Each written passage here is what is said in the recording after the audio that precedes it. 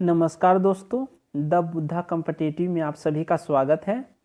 आज मैं फिर से ये महत्वपूर्ण वीडियो ले आया हूँ जो कि SSGD कांस्टेबल का प्रीवियस क्वेश्चन जो 1/3/2019 के सेकेंड शिफ्ट और थर्ड शिफ्ट का 50 क्वेश्चन लेके आया हूँ और इसका हम लोग प्रैक्टिस सेट लगाएंगे और उससे संबंधित कुछ अन्य क्वेश्चन की भी जानकारियाँ लेंगे जो कि आने वाले एग्ज़ाम SSGD 16 नवंबर से स्टार्ट है, उसके लिए काफ़ी महत्वपूर्ण ये वीडियो है।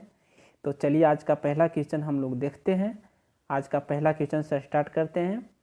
आज का पहला क्वेश्चन, तो चलिए हम लोग शुरू करते हैं और आप लोग भी साथ साथ इसका प्रैक्टिस करते चले जो आने वाले एग्ज़ाम के लिए बहुत ही काफ़ी महत्वपूर्ण होगा। तो चलिए आज का पहला क्वेश्चन को हम पढ़ते हैं और ये 26वां क्वेश्चन 25 से रीडिंग होता है, उसके बाद 26 से स्टार्ट होता है। तो 103वां संवैधानिक संशोधन किससे संबंधित है? ये पहला क्वेश्चन कह रहा है 103वां संवैधानिक संशोधन किससे संबंधित है? तो इसका जो सही आंसर होगा कौन होगा? आर्थिक आरक्षण से, महिला आरक्षण से, शिक्षा के अधिकार से या शोषण के खिलाफ के अधिकार से। तो इसका जो सही आंसर होगा आर्थिक आरक्षण से। 103वां संवैधानिक संशोधन ये आर्थिक आरक्षण से है। ये 2019 में लाया गया था। ये 2019 में लाया गया था। ये अनुच्छेद 15-16 के तहत लाया गया था। 15-16 के तहत लाया गया था। ये जो आर्थिक आरक्षण जो है ये आर्थिक रूप से कमजोर वर्ग जिसे हम लोग EWS के लिए कहते हैं उसकी उन्नति हेतु सार्वजनिक भर्ती प्रक्रिया में 10% की छूट की व्यवस्था की गई है इसमें। ठीक है, अगला क्वेश्चन देखते हैं 27वां क्वेश्चन। 27वां क्वेश्चन क्या कर रहा है? प्रागैतिहासिक काल के पहले युग को क्या कहा जाता है? प्रागैतिहासिक काल के इससे पहले युग को क्या कहा जाता है? तो उससे क्या कहा जाता है? पूरा पाषाण काल। क्या कहा जाता है? पूरा पाषाण काल। प्रागैतिहासिक काल क्या होता है? मतलब ऐसा काल जिसमें घटनाओं के कोई लिखित साक्ष्य नहीं है, उस काल को प्रागैतिहासिक काल कहते हैं। प्रागैतिहासिक काल को 3 भाग में बांटा गया है।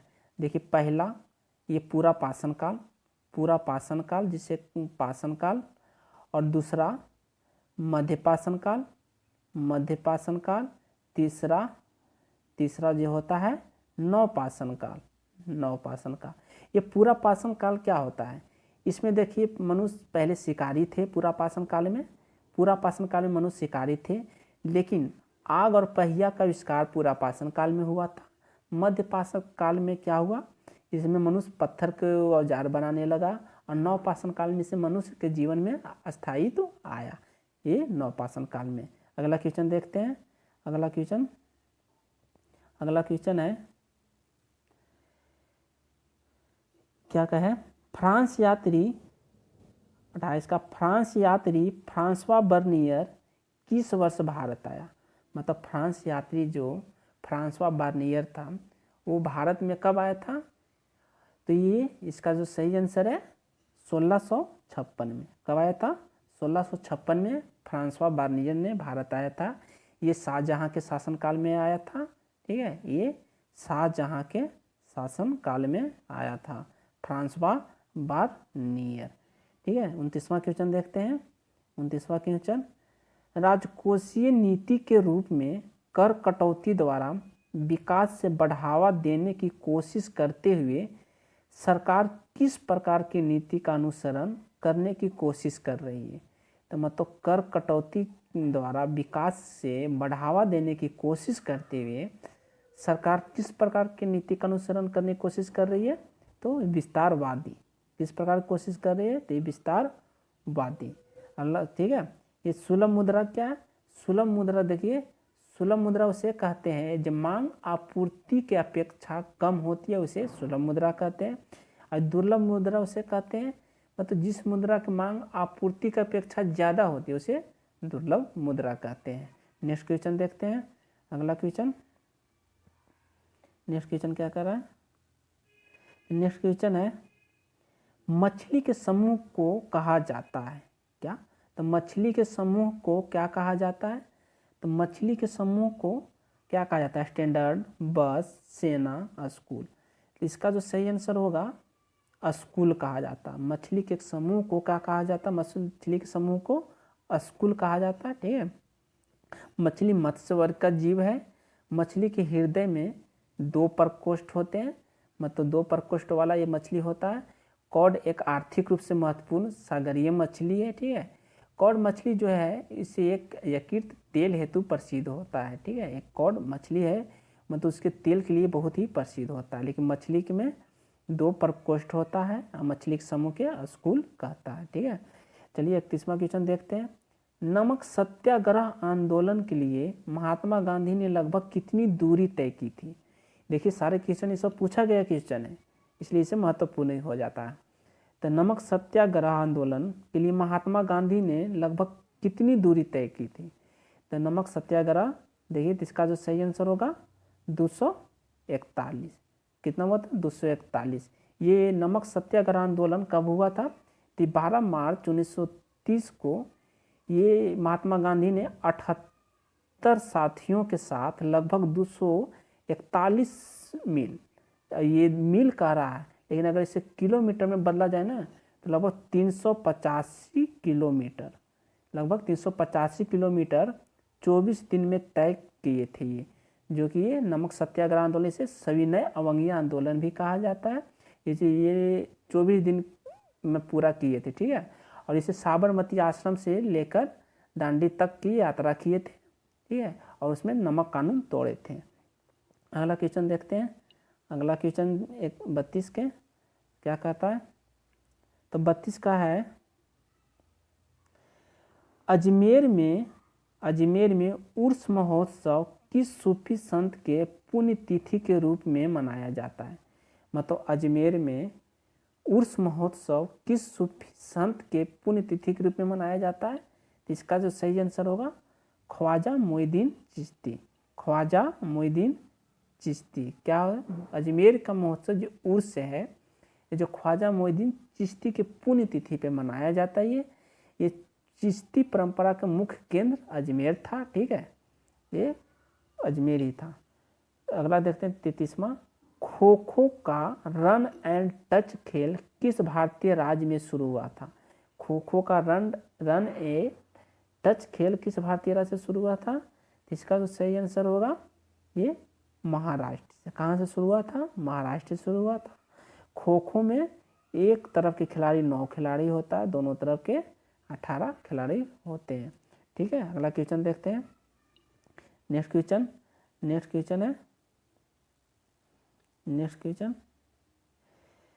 बादशाह अकबर ने बुलंद दरवाजा किस वर्ष बनवाया था? अकबर ने बुलंद दरवाजा किस वर्ष बनाया था? तो ये इसका जो सही आंसर होगा डी 1601 में बुलंद दरवाजा बनवाया था। अकबर ने गुजरात विजय के उपलक्ष्य में ये 1572 में फतेहपुर सीकरी की स्थापना किया और फतेहपुर सीकरी में ही बुलंद दरवाजा का बनाया, जो कि 1601 में। अकबर को अनपढ़ बादशाह भी कहा जाता था क्योंकि ये पढ़ा लिखा नहीं था, ठीक है। अगला क्वेश्चन देखते हैं। नेक्स्ट क्वेश्चन 35वां क्वेश्चन। चीन का राष्ट्रीय खेल कौन सा है? तो चीन का राष्ट्रीय खेल कौन सा है?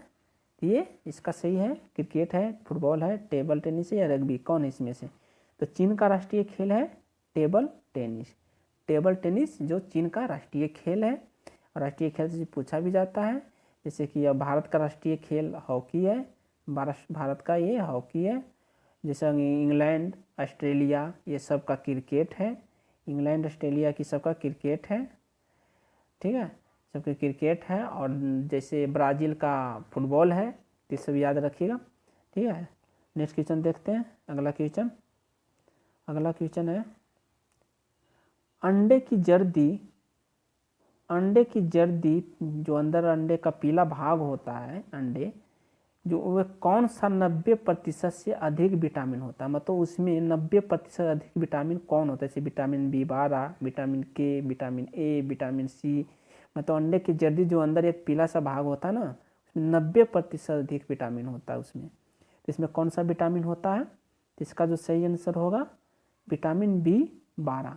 विटामिन B12 जो अंडे की जर्दी में 90% से अधिक उसमें विटामिन होता है, विटामिन B12। विटामिन B12 का जो रासायनिक नाम है इसे कहा जाता है वो साइनोकोबालामिन कहा जाता है, ठीक है, साइनोकोबालामिन कहा जाता है। विटामिन B12 की कमी से क्या होता है? एनीमिया रोग हो जाता है, ठीक है। विटामिन के पूछे तो ये रक्त स्कंदन में सहायक होता है विटामिन के। विटामिन सी एस्कॉर्बिक एसिड होता है। विटामिन ए रेटिनॉल होता है। ठीक है, अगला क्वेश्चन देखते हैं 37वां क्वेश्चन कह रहा है कि भारतीय सूचना प्रौद्योगिकी के दिग्गज कंपनी इन्फोसिस के प्रसिद्ध सह संस्थापक और सेवानिवृत्त अध्यक्ष कौन थे? मतलब भारतीय जी इन्फोसिस, भारतीय सूचना प्रौद्योगिकी के दिग्गज कंपनी इन्फोसिस जो एक प्रसिद्ध सह संस्थापक और सेवानिवृत्त अध्यक्ष कौन थे? तो इसका जो सही आंसर होगा सी NR नारायण मूर्ति। कौन है? NR नारायण मूर्ति। नेक्स्ट क्वेश्चन देखते हैं। नेक्स्ट क्वेश्चन अगला क्वेश्चन है अंतर्राष्ट्रीय पर्वतीय दिवस किस तारीख को मनाया जाता है? तो अंतर्राष्ट्रीय पर्वतीय दिवस किस तारीख को मनाया जाता है? इसका सही आंसर देखिए कौन है? 11 दिसंबर है, 13 जनवरी है, 14 नवंबर है या 2 अक्टूबर है? तो इसका जो सही आंसर होगा अंतर्राष्ट्रीय पर्वतीय दिवस 11 दिसंबर को। अंतर्राष्ट्रीय पर्वतीय दिवस जो 11 दिसंबर को मनाया जाता है। ठीक है, तो जैसे 14 नवंबर को क्या मनाया जाता है? 14 नवंबर की विश्व मधुमेह दिवस मनाया जाता है। 2 अक्टूबर के अंतर्राष्ट्रीय अहिंसा दिवस मनाया जाता है। ठीक है, 39 को देखिए जम्मू और कश्मीर का संविधान किस वर्ष अपनाया गया था? तो जम्मू और कश्मीर जो आपकी केंद्र शासित प्रदेश बन चुका है, तो मतलब उसका जो संविधान पहले अलग था, तो मतलब किस वर्ष अपनाया गया था? तो इसका जो सही आंसर देखिए, इसका जो सही आंसर होगा 1956 में। जम्मू कश्मीर का संविधान 1956 में अपनाया गया था। पहले जो अनुच्छेद 370 के तहत अनुच्छेद 370 एवं अनुच्छेद 35 के ए में जम्मू कश्मीर के राज्य का अलग दर्जा दिया गया हुआ था, लेकिन अब वो समाप्त हो गया है। ठीक है, 26 जनवरी 1957 में इसका प्रभाव में आया था इसका संविधान, जो अभी ये ख़त्म हो चुका है। अब ये लद्दाख और जम्मू कश्मीर जो एक दो अलग अलग केंद्र शासित प्रदेश बन चुका है।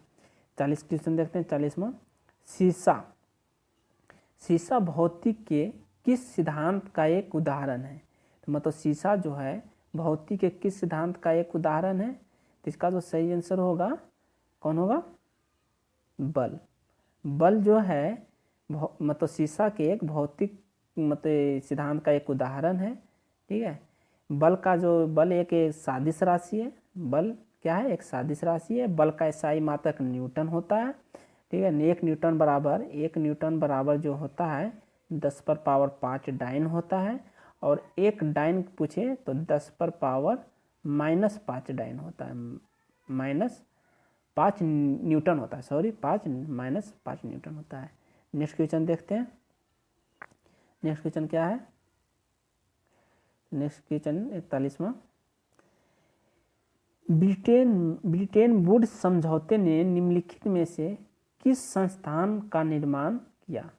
ब्रिटेन वुड्स समझौते ने निम्नलिखित में से किस संस्थान का निर्माण किया? तो इसका जो सही आंसर होगा सी अंतर्राष्ट्रीय मुद्रा कोष के। ब्रिटेन वुड्स समझौते ने अंतर्राष्ट्रीय मुद्रा कोष के संस्थान का निर्माण किया। ये अंतर्राष्ट्रीय मुद्रा कोष जो है ये कहाँ है? इसका मुख्यालय जो वाशिंगटन DC में है। ये दिसंबर 1945 में इसका स्थापना हुआ था। 1945 में IMF 1 मार्च 19 लेकिन इसका कार्य जो स्टार्ट हुआ था 1 मार्च 1947 से स्टार्ट हुआ था। ये वाशिंगटन DC में इसका मुख्यालय है। 42वां क्वेश्चन देखते हैं। निम्नलिखित में से कौन सी छूत की बीमारी है? मतलब छुआछूत की बीमारी कौन सी है?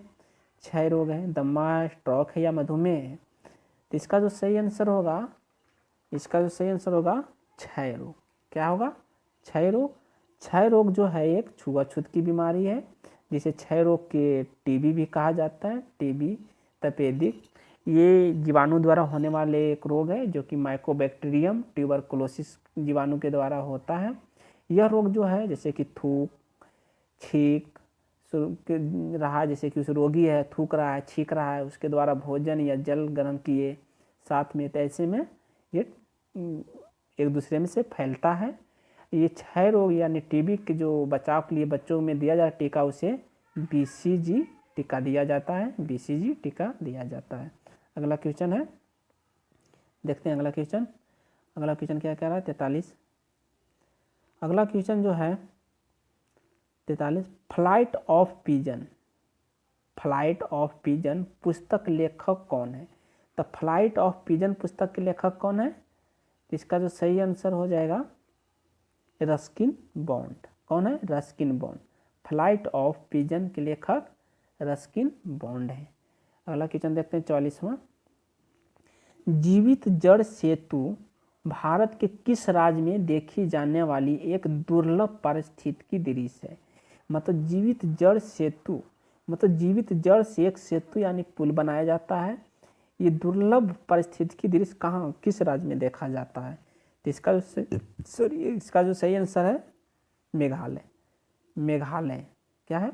मेघालय। जीवित जड़ सेतु भारत के मेघालय राज्य में देखी जाने वाली एक दुर्लभ परिस्थिति दृश्य है। ठीक है, ये जीवित जो है मेघालय की जनजातियों द्वारा बनाया जाता है। ये जो कि लगभग 30 से 40-50 मीटर की लंबी पुल होता है। जीवित एक पेड़ से दूसरे पेड़ बीच में एक जैसे नाला हो, उसके द्वारा एक जड़ से इस पार से ऊपर ले जाके पुल बनाया जाता है। इस तरह किया जाता है। वहाँ की जनजाति, मेघालय की जनजाति लोग बनाता है इन्हें। अगला क्वेश्चन देखते हैं 45। भारतीय खाद्य निगम FCI के माध्यम से भारत सरकार द्वारा किसानों के खरीदे गए खाद्यान्नों के भंडार को क्या कहते हैं? मतलब FCI भारतीय खाद्य निगम के माध्यम से जो भारत सरकार द्वारा किसानों से जो खाद्यान्न खरीदा जाता है और भंडार किया जाता है, उसे क्या कहा जाता है? इसको बफर स्टॉक कहा जाता है। क्या कहा जाता है? बफर स्टॉक कहा जाता है। ये किसानों द्वारा खरीदा जाता है। और ये FCI के जो स्थापना हुआ था, FCI भारतीय खाद्य निगम, ये 1964 में हुआ था। ये खास करके आपातकालीन के लिए अनाज रखा जाता है। ठीक है, अगला क्वेश्चन देखते हैं। अगला क्वेश्चन है 46। क्या कर रहा है? निम्नलिखित में से कौन यूरोप की सबसे लंबी नदी है? मतलब यूरोप के सबसे लंबी नदी इसमें से कौन है? तो यूरोप का कौन है? सेपिक है, मेकान है, वोल्गा है या जमजी है? तो इसका जो सही आंसर होगा वोल्गा। यूरोप के सबसे लंबी नदी कौन है? वोल्गा। वोल्गा नदी जो है ये वाल्दे की पहाड़ी से निकलती है। मतलब यूरोप में यूरोप की सबसे लंबी नदी है। यूरोप की ये सबसे लंबी नदी है, वहाँ की जो है सबसे लंबी नदी है। यूरोप में और एशिया को जो अलग करता है ये यूराल नदी यूरोप और एशिया को अलग करता है। अगला क्वेश्चन देखते हैं 47। विश्व जनसंख्या दिवस किस दिन मनाया जाता है? विश्व जनसंख्या दिवस कब मनाया जाता है? तो इसका जो सही आंसर होगा कौन है? 11 जुलाई। विश्व जनसंख्या दिवस 11 जुलाई को मनाया जाता है। 5 सितंबर को क्या मनाया जाता है? आप लोग जानते हैं, राष्ट्रीय शिक्षक दिवस मनाया जाता है। 15 अगस्त को स्वतंत्रता दिवस मनाया जाता है। ठीक है, नेक्स्ट क्वेश्चन देखते हैं। नेक्स्ट क्वेश्चन क्या कर रहा है? 48, 50, 50। ये एक शिफ्ट का यहाँ समाप्त हो जाएगा। तो 48वां क्वेश्चन है, निम्नलिखित में से किसे राजीव गांधी राष्ट्रीय सद्भावना पुरस्कार 2018 में सम्मानित किया? देखिए उस समय के करंट पूछा गया है जो एग्जाम के टाइम का, तो हम लोग चलिए जान लेते हैं इसे भी। राजीव गांधी राष्ट्रीय सद्भावना पुरस्कार 2018 में किसे सम्मानित किया गया था? तो ये 48 का जो हो जाएगा गोपाल कृष्ण गांधी को। किससे? गोपाल कृष्ण गांधी को राष्ट्रीय राजीव गांधी सद्भावना पुरस्कार 2018 सम्मानित किया गया था। ये गोपाल कृष्ण गांधी कौन था? ये तो जानते हैं, ये महात्मा गांधी के पौत्र यानी पोता थे। महात्मा गांधी के पोता थे।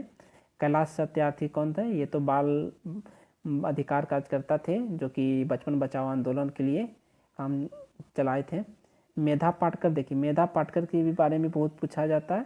तो मेधा पाटकर जो थे ये नर्मदा बचाओ आंदोलन में सक्रिय भूमिका निभाए थे। ठीक है, अगला क्वेश्चन 49 के देखते हैं। लोकप्रिय कुणबी नृत्य देखिए बहुत पूछ रहा था, इसमें हर शिफ्ट में पूछा हुआ। कुणबी नृत्य किस भारतीय राज्य से संबंधित है? ये कुणबी नृत्य जो है ये किस राज्य से है? ये सही आंसर इसका लगाइए गोवा से। किससे? गोवा का ये कुणबी नृत्य है। गोवा के देखिए और बहुत सारे नृत्य हैं। तो ये प्रसिद्ध नृत्य है कुणबी नृत्य गोवा के खास करके।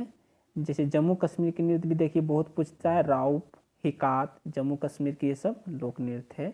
सिक्किम के देखिए, जैसे सिक्किम के कंचनजंगा तरफ में मनाया जाता है मुखौटा नृत्य।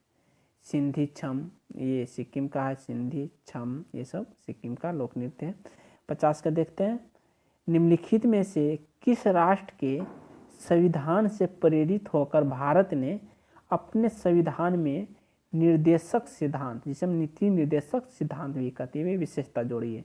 तो इस तरह से पूछा गया कि निर्देशक सिद्धांत किस देश से लिया गया है, और जिसे हम नीति निर्देशक सिद्धांत भी कहते हैं। इसका जो सही आंसर होगा आयरलैंड से, जिसे आयरलैंड के संविधान से प्रेरित होकर अपने संविधान में निर्देशक सिद्धांत का विशेषता जोड़ी है। मौलिक कर्तव्य रूस से लिया गया है, और आपातकालीन प्रावधान जो है ये जर्मनी से लिया गया है। मूल अधिकार ये अमेरिका से लिया गया है, ठीक है। तो चलिए ये आज का ये पहला शिफ्ट ये जो पूछा गया था 1/3/2019 के सेकेंड शिफ्ट का हो गया। अगला देखते हैं थर्ड शिफ्ट का क्वेश्चन। नेक्स्ट क्वेश्चन से स्टार्ट करते हैं। अगला थर्ड क्वेश्चन से, ये थर्ड शिफ्ट का ये सेकेंड शिफ्ट का था। 1/3/2019 का थर्ड शिफ्ट का क्वेश्चन 25 क्वेश्चन, वो भी प्रैक्टिस करते हैं, सेट लगाते हैं। चलिए स्टार्ट करते हैं। तो आज का ये थर्ड शिफ्ट का 1/3/2019 का पहला क्वेश्चन है जीके जीएस का। क्या कह रहा है, भारत में वैष्णववाद की वृद्धि का प्रमाण हेलियोडोरस स्तंभ किस भारतीय शहर में स्थित है। तो मतलब किस भारतीय शहर में स्थित है, तो इसका जो सही आंसर है विदिशा। किस शहर में, विदिशा, ठीक है। ये विदिशा भारतीय वैष्णववाद की वृद्धि का प्रमाणन हेलियोडोरस स्तंभ किस भारतीय शहर में, तो ये विदिशा से संबंधित है, ठीक है। ये वैष्णववाद वृद्धि प्रमाण हेलियोडोरस स्तंभ है। हेलियोडोरस द्वारा विदिशा के पास जो है बेसनगर में गरुड़ स्तंभ का निर्माण करवाया था। ये गरुड़ स्तंभ का समय का परम भागवत घोषित किया था। हेलियोडोरस जो है ना, ये प्रथम विदेशी भागवत धर्म अपनाया था। ये प्रथम विदेशी भागवत धर्म अपनाया था। ये 27 के देखते हैं, औद्योगिक संस्थानों में भार उठाने के लिए जिस हाइड्रोलिक जैक का उपयोग किया जाता है वह भौतिक किस नियम पर आधारित है। मतलब हाइड्रोलिक जैक, जिस भारी भारी वजन को उठाने के लिए जो एक जैक का उपयोग किया जाता है, हाइड्रोलिक जैक, वो किसके सिद्धांत पर काम करता है। तो ये इसका जो सही आंसर होगा पास्कल के नियम से। किसके, पास्कल के नियम से इसका किया जाता है। पास्कल के नियम पर आधारित जैसे और है hydraulic lift, hydraulic brake, hydraulic press, ये सब है। आर्किमेडिक सिद्धांत जैसे है, आर्किमेडिक सिद्धांत पलवन के सिद्धांत से है, और न्यूटन के जो है ये गति से संबंधित है। 28 की देखते हैं, हमारी अंतरी माने अतड़ी, अतड़ी कहते हैं या अंतरिक कहते हैं, में पाए जाने वाला बैक्टीरिया कौन सा है जो हमें खाना पचाने के लिए मदद करता है। तो अंतड़ी में पाए जाने वाला बैक्टीरिया कौन सा जो हमें खाना पचाने की मदद करता है। तो इसका जो सही आंसर होगा A, lactobacillus acidophilus. Lactobacillus acidophilus, lactobacillus acidophilus जो है ये बैक्टीरिया है जो हमें खाना पचाने में मदद करता है। हमारे शरीर में सैकड़ों बैक्टीरिया होते हैं जो खाना पचाने में काम करता है, ठीक है। नेक्स्ट क्वेश्चन देखते हैं। नेक्स्ट क्वेश्चन है 29, महिला विजेताओं का दिया जाने वाला फर्स्ट लेडीज अवार्ड किस मंत्रालय की एक पहल है। महिला विजेताओं को दिए जाने वाला फर्स्ट लेडीज अवार्ड किस महिलाओं को पहल है। तो इसका जो सही आंसर होगा डी, महिला और बाल विकास मंत्रालय, महिला एवं बाल विकास मंत्रालय। नेक्स्ट क्वेश्चन देखते हैं 30, 2010 के राष्ट्रमंडल खेल में किस भारतीय तीरंदाजी ने महिलाओं की व्यक्तिगत रिकर्व स्पर्धा में स्वर्ण पदक जीता था। तीरंदाजी में, तो तीरंदाजी में जो 2010 के राष्ट्रमंडल खेल हुआ था जो कि नई दिल्ली में हुआ था, तो व्यक्तिगत रिकर्व स्पर्धा में स्वर्ण पदक किसने जीता था। इसका जो सही आंसर होगा दीपिका कुमारी। कौन, दीपिका कुमारी, जो तीरंदाजी से संबंधित है, ये रिकवर स्पर्धा में स्वर्ण पदक जीता था। 2010 के राष्ट्रमंडल खेल ये नई दिल्ली में आयोजित हुआ था, जिसमें से भारत द्वितीय स्थान प्राप्त किया था। 2022 के राष्ट्रमंडल खेल जो बर्मिंघम में होगा, कहाँ, 2022 के बर्मिंघम में होगा। नेक्स्ट क्वेश्चन देखते हैं। नेक्स्ट क्वेश्चन है, नेक्स्ट क्वेश्चन कर रहा है 31, बर्फ से ढकी चोटियों वाली एकमात्र पर्वत श्रृंखला कौन सी है? तो बर्फ से ढकी चोटियों वाली एकमात्र पर्वत श्रृंखला कौन सी है? तो बर्फ से ढकी चोटियों वाली एकमात्र श्रृंखला देखिए कौन है? सतपुड़ा तो हो नहीं सकता, हिमसादी पटकाई, हिमालय है जो बर्फ से पूरी तरह से ढकी होती है, इसकी श्रृंखला हिमालय क्या है? हिमालय। हिमालय जो है ये भारत, पाकिस्तान, नेपाल, चीन, भूटान और म्यांमार देशों में फैला है। हिमालय की उत्पत्ति की व्याख्या जो कोबर के भूसन्नति सिद्धांत द्वारा की जाती है। हिमालय द्वारा जो नदी भी निकलती है वो बारहमासी नदी होती है। हिमालय एक बलित यानी मुर्दार पर्वत का उदाहरण है।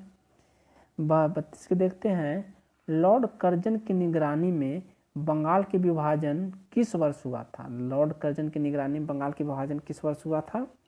तो ये 1905 में हुआ था। कब हुआ था बंगाल के विभाजन लॉर्ड कर्जन की निगरानी में? 1905, 19 जुलाई, कब? 19 जुलाई 1905 में हुआ था। अगला क्वेश्चन देखते हैं 33, पुस्तक the India of my dreams के लेखक कौन है?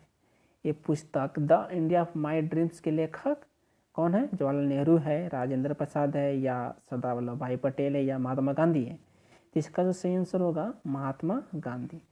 द पुस्तक the India of my dreams Mahatma Gandhi के पुस्तक है। ठीक है, महात्मा गांधी की और पुस्तक जैसे कि young India, Hindu Swaraj, my experiment with truth, ये सब महात्मा गांधी के हैं। इंडिया डिवाइडेड किसका है? ये राजेंद्र प्रसाद के हैं। Discovery of India Jawaharlal Nehru के हैं। चलिए अगला क्वेश्चन देखते हैं। अगला क्वेश्चन है, अगला क्वेश्चन क्या कर रहा है 34वां, नोग कर्म। देखिए ये शिफ्ट में भी एक नृत्य से पूछ दिया। नोग कर्म नृत्य उत्सव किस भारतीय राज्य में मनाया जाने वाला एक पारंपरिक नृत्य उत्सव है? तो नोग कर्म नृत्य जो है किस राज्य में मनाया जाने वाला एक पारंपरिक नृत्य उत्सव है? तो इसका जो सही आंसर होगा, हम भी लगाइए, इसका सही आंसर होगा मेघालय। क्या है? मेघालय। मेघालय जो है नोग कर्म यहाँ का पारंपरिक नृत्य है।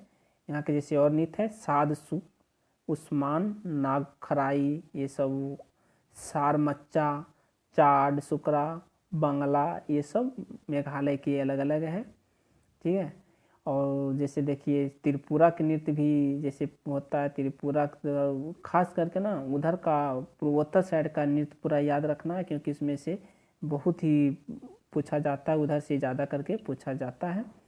चलिए अगला क्वेश्चन देखते हैं 35वां, भारतीय संसद में दिवालिया और दिवालियापन संहिता विधेयक किस वर्ष पारित किया गया था? भारतीय संसद में दिवालिया और दिवालियापन संहिता विधेयक किस वर्ष पारित किया गया था? इसका सही आंसर होगा 2018 में। कब हुआ था दिवालिया और दिवालियापन का? 2018 में हुआ था। नेक्स्ट क्वेश्चन देखते हैं। नेक्स्ट क्वेश्चन है 36, दुनिया की आधी से अधिक जैव विविधता माने पौधों और जानवर विविधता कहाँ पाई जाती है? मतलब वन दे रखा है, अर्ध सदाबहार वन में, उष्णकटिबंधीय वर्षा वन में, या कटीले वन में, या शुष्क सदाबहार वन में, कहाँ होता है? तो दुनिया की आधी से ज़्यादा मतलब जैव विविधता। तो इसका जो सही आंसर होगा 36 का, दुनिया के आधी से अधिक जैव विविधता ये उष्णकटिबंधीय और वर्षा वन में पाई जाती है। उष्णकटिबंधीय और वर्षा वन में। ठीक है, कटीले वन ये तो मरुस्थल में होता है। नेक्स्ट क्वेश्चन देखते हैं। नेक्स्ट सॉरी इसमें और क्वेश्चन है, हम छोड़ दिए। चलिए नेक्स्ट क्वेश्चन ये 37, मज्म उल बहरैन, मज्म उल बहरैन पुस्तक लिखने वाला मुगल वंश का कौन था? मुगल वंश के कौन था? मज्म उल बहरैन। तो मज्म उल बहरैन लिखने वाला मुगल वंश का था ये दारा शिकोह। कौन था? दारा शिकोह था। ठीक है, ये दारा शिकोह एक विद्वान मुगल राजकुमारों में से एक था। ठीक है, अगला क्वेश्चन देखते हैं। भारतीय संविधान में मौलिक अधिकारों का अवधारणा निम्नलिखित में से किस देश के संविधान से लिया गया। देखो इसमें नीति निर्देशक पूछा था, इसमें मौलिक अधिकार पूछ दिया कि मौलिक अधिकारों का अवधारणा किस देश से लिया गया। तो मौलिक अधिकार बताए थे संयुक्त राज्य अमेरिका से। किससे लिया गया? संयुक्त राज्य अमेरिका से ये लिया गया है। भारतीय संविधान सभा में मौलिक अधिकार संबंधित समिति के जो अध्यक्ष थे उस टाइम के वो सरदार वल्लभ भाई पटेल थे। ये भारतीय संविधान में ये मौलिक अधिकार जो है भाग 3 में है। भाग 3 के मतलब मैग्ना कार्टा के नाम से भी जाना जाता है, जो कि 12 से 35 अनुच्छेद है। चलिए ठीक है, अगला क्वेश्चन देखते हैं। अगला क्वेश्चन 39, कौन सी नदी 10 देशों से होकर बहती है? देखिए उसमें पूछा था यूरोप के सबसे लंबी नदी इसमें है, कौन सी नदी 10 देशों होकर बहती है? तो डैन्यूब है, वोल्गा है, फुरात है या दजला है। तो मतलब इसका जो सही आंसर होगा 39 का डैन्यूब नदी। डैन्यूब नदी जो है 10 देशों होकर बहती है। ये मध्य यूरोप में बहती है। यूरोप की भी नदी ये भी है, और यूरोप की ये दूसरा सबसे बड़ी नदी है। पहला तो था लेकिन ये दूसरा सबसे बड़ी नदी डैन्यूब है। ठीक है, ये 10 देशों होकर बहती है। इसकी लंबाई 2872 किलोमीटर है। अगला क्वेश्चन देखते हैं 40, पैरालंपिक स्वर्ण पदक जीतने वाले पहले भारतीय कौन है? मतलब पैरालंपिक में पहले स्वर्ण पदक जीतने वाले पहले भारतीय कौन है? तो इसका जो सही आंसर होगा मरियप्पन थंगावेलु। कौन है? मरियप्पन थंगावेलु। ये जो कि रियो पैरालंपिक में मतलब स्वर्ण पदक जीतने वाले जो कि पहले हैं। ठीक है, ये 1.89 मीटर जंप लगाए थे जो 2016 में पैरालंपिक हुआ था, रियो ओलंपिक। 41 के देखते हैं। प्राचीन काल में बौद्ध काल के दौरान कपिलवस्तु के शासक कौन थे? मतलब कपिलवस्तु के शासक कौन थे? तो इसका जो सही आंसर होगा शाक। कपिलवस्तु शाक गणराज्य की राजधानी थी, वहीं के कपिलवस्तु शासक थे शाक के। जो शाक के कपिलवस्तु शाक गणराज्य के जो शासक थे सुधोधन थे। ये सुधोधन जो सिद्धार्थ के पुत्र, जिसे हम लोग गौतम बुद्ध के बाद ज्ञान की प्राप्ति के बाद नाम हुआ गौतम बुद्ध, जिसे सिद्धार्थ नाम था बचपन के नाम। चलिए अगला क्वेश्चन देखते हैं। नेक्स्ट क्वेश्चन 42, छोटा कर लेते हैं। नेक्स्ट क्वेश्चन है, किस भारतीय को भारत सरकार के लिए 10 बार बजट प्रस्तुत करने की गौरव हासिल है? मतलब इनमें से जैसे मोरारजी देसाई, प्रणब मुखर्जी, मनमोहन सिंह या चिदम्बरम, इनमें से किनको 10 बार बजट प्रस्तुत करने की गौरव हासिल है? तो इसका जो सही आंसर है मोरारजी देसाई। मोरारजी देसाई को भारत के 10 बार बजट प्रस्तुत करने की गौरव हासिल है। मोरारजी देसाई जो प्रथम 22 मार्च 1958 को वित्त मंत्री बने थे। ये प्रथम गैर कांग्रेसी प्रधानमंत्री भी मोरारजी देसाई थे। ठीक है, भारत में प्रथम महिला निर्मला सीतारमण जो महिला में पूर्ण रूप से वित्त मंत्री बनी है, जो बजट प्रस्तुत करती है। चलिए नेक्स्ट क्वेश्चन देखते हैं। नेक्स्ट क्वेश्चन, यदि किसी देश में बजट घाटा है और यह स्थिति लंबे समय तक बनी रहती है तो इसका परिणाम क्या होगा? मतलब किसी देश में बजट घाटा चल रहा है और ये स्थिति लंबे समय तक बनी रहे तो इसका परिणाम क्या होगा? तो इसका परिणाम होगा बढ़ता कर्ज, मतलब कर्ज बढ़ता जाएगा। ठीक है, बजट को भारतीय संविधान के अनुच्छेद 112 में 112 वार्षिक वित्तीय विवरण कहा जाता है। अगला क्वेश्चन देखते हैं 44, भारतीय खाद्य निगम FCI, देखिए FCI से हर शिफ्ट में क्वेश्चन पूछ रहा था कि स्थापना कब की गई थी। मैं तो उसमें भी बताए थे FCI का स्थापना कब की गई थी। तो FCI का स्थापना 1965 में की गई थी। FCI खाद्य सुरक्षा के लिए उत्तरदायी है, इसे 1965 में की गई थी। नेक्स्ट क्वेश्चन देखते हैं। नेक्स्ट क्वेश्चन है 45 है, बागुरुम्बा भारत के किस जनजाति के पारंपरिक नृत्य? देखिए इसमें 2 नृत्य पूछ दिया। बागुरुम्बा भारत के किस जनजाति के पारंपरिक नृत्य है? ये कौन सी जनजाति के? मुंडा के है, भील के या बोडो या घारी? तो ये जो बागुरुम्बा ये असम की जनजाति है बोडो। बोडो द्वारा ये जनजाति का पारंपरिक नृत्य है। सबसे बड़ी जनजाति जो है ये भील है, भारत की सबसे बड़ी जनजाति। ठीक है। असम में एक बिहू जो है नृत्य है, बिहू प्रसिद्ध है असम की। मुंडा जनजाति की जो एक जुदूर नृत्य है जो महिला द्वारा की जाती है, मुंडा जनजाति की। 46 के देखते हैं। निम्नलिखित में से कौन सा जानवर बिल यानी मान में रहता है? तो ये मान में रहने वाले कौन से जानवर है? ये खरगोश है। ये खरगोश जो स्तनपायी है, स्तनधारी है। कछुआ सरीसृप है, मगरमच्छ सरीसृप है। या ऑक्टोपस है, यह जो मोलस्का में आता है, मोलस्का में। चलिए अगला क्वेश्चन देखते हैं। 47। विश्व में किस देश की साक्षरता दर सबसे अधिक है? मतलब इन चारों में से विश्व में किस देश की साक्षरता दर से अधिक है? इसमें से रूस की साक्षरता दर है जो लगभग 99% से लगभग 99% साक्षरता दर है रूस में।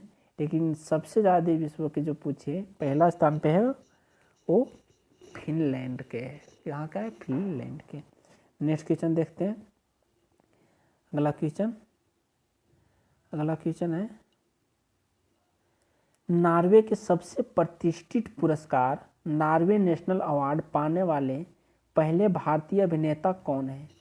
नॉर्वे के सबसे प्रतिष्ठित पुरस्कार नॉर्वे नेशनल अवार्ड के मतलब पहले अभिनेता कौन है पाने वाला? तो इसका जो सही आंसर होगा आदिल हुसैन। कौन है?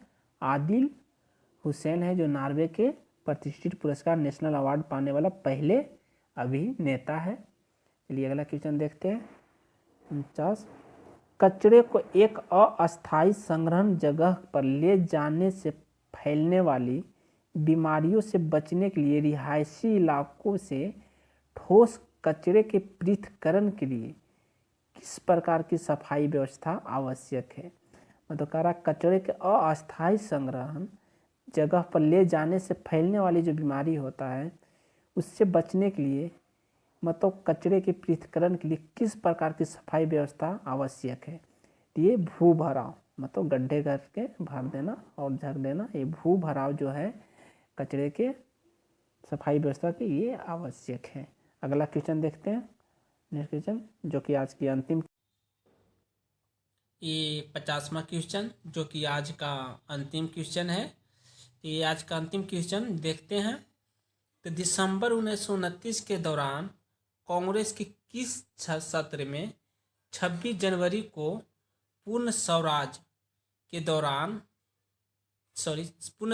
के दिन के रूप में तय किया गया था, जिसे बाद में संविधान अपनाने की तारीख के रूप में निर्धारित किया गया था?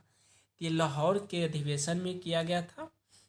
लाहौर के अधिवेशन में इसका अध्यक्षता जो किए थे उस टाइम 26 दिसंबर 1929 के पूर्ण स्वराज पारित किए थे। ये जवाहरलाल नेहरू उस समय के अध्यक्ष थे और जवाहरलाल नेहरू उस समय वहाँ के अध्यक्ष थे। पूर्ण स्वराज ये 26 जनवरी को स्वाधीनता दिवस मनाने का निर्णय लिया गया और पूर्ण स्वराज के प्रस्ताव कांग्रेस के अंदर सर्वप्रथम हसरत मोहानी ने 1922 में किए थे।